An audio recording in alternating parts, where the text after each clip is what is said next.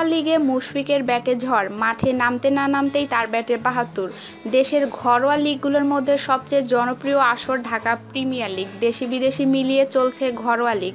জাতীয় দলের টেস্ট ক্রেতা মুশফিকুর রহিম খেলেছেন এই আসরে। এখানে ওয়ানডে অধিনায়ক মাশরাফি বিন মুর্তজা ও মুশফিক খেলছেন একই দলে। তাদের দলের নাম লিজেন্ড অব রূপগঞ্জ। সোমবার শেখ জামালের বিপক্ষে শুরুটা ভালো হয়নি রূপগঞ্জের। দলের ওপেনার আবু সায়েম অমি মাত্র একটি বাউন্ডারি মারার পরেই ক্যাচ আউট হয়ে ফিরে যান।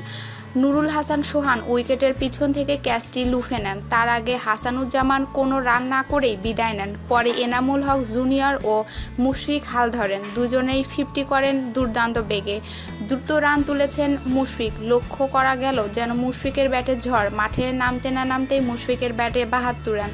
বাউন্ডারির মার এখনও 4টি। সর্বশেষ খবরে 30 ওভারে খেলা শেষে 2 উইকেট হারিয়ে রূপগঞ্জের রান 146, মুশফিকের রান 77। সেঞ্চুরির পথে মুশফিক।